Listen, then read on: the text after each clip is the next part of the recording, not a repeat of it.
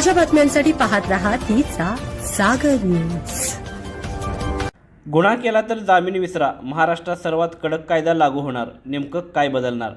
महाराष्ट्रात सक्तीच्या धर्मांतराच्या विरोधात राज्य सरकारने ऐतिहासिक पाऊल उचलले असून मंत्रिमंडळाने धर्मांतर विरोधी विधेयकाला मंजुरी दिली आहे। आता फसवणूक आणि प्रलोभन दाखवून धर्मांतर करणे हा अजामीनपात्र गुन्हा ठरेल। या कायद्यातील कठोर तरतुदी आणि शिक्षेबद्दल सविस्तर माहिती जाणून घेऊयात।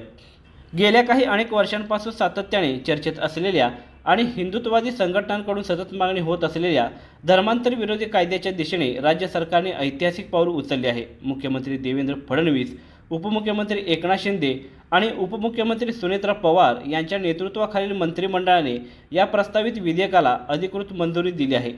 फसवणूक, आमिष आणि सक्तीने होणाऱ्या धर्मांतराला लगाम घालण्यासाठी हा कायदा अत्यंत प्रभावी ठरेल असा विश्वास सरकारने व्यक्त केला आहे। विशेष म्हणजे या गुन्ह्याचे स्वरूप आता अजामीनपात्र गुन्ह्यात करण्यात आले आहे। त्यामुळे आता महाराष्ट्रात धर्मांतर करणे महागात पडणार आहे। लग्न, नोकरी किंवा आर्थिक मदतीचे प्रलोभन दाखवून एखाद्या व्यक्तीचे धर्मांतर केल्यास तो गंभीर गुन्हा मानला जाईल।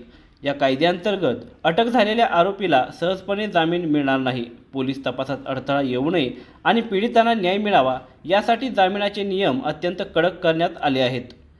गुन्ह्याचे गांभीर्य लक्षात घेता दोषींना मोठ्या दंडासह कारावासाच्या शिक्षेची तरतूद या विधेयकात समाविष्ट आहे। कोणावरही शारीरिक आणि मानसिक दबाव टाकून धर्म बदलण्यास भाग पाडल्यास त्वरित अटकेची कारवाई केली जाईल।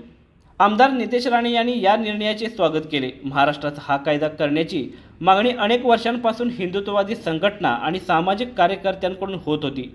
आम्ही मध्य प्रदेश आणि गुजरातसारख्या राज्यांच्या कायद्यांचा अभ्यास केला आहे, मात्र महाराष्ट्रातील प्रस्तावित कायदा हा त्या राज्यांपेक्षाही अधिक कडक आणि प्रभावी असेल। यामध्ये अशा तरतुदी करण्यात आल्या आहेत की गुन्हा सिद्ध झाल्यास किंवा संशयिताला अटक झाल्यास त्याला सहजासहजी जामीन मिळणार नाही, असे नितेश राणे यांनी सांगितले। गेल्या काही वर्षात राज्यात लव जिहाद आणि सक्तीच्या धर्मांतराबद्दल मोठ्या प्रमाणावर तक्रारी येत होत्या। अनेक जिल्ह्यांमध्ये या विरोधात मोर्चेही काढण्यात आले होते। या पार्श्वभूमीवर धार्मिक स्वातंत्र्य टिकवण्यासाठी आणि कोणाचीही फसवणूक होऊ नये यासाठी हा कायदा आवश्यक असल्याचे सरकारने स्पष्ट केले आहे। मंत्रिमंडळाच्या मंजुरीनंतर आता हे विधेयक मंत्रिमंडळाच्या अधिवेशनात मांडले जाईल।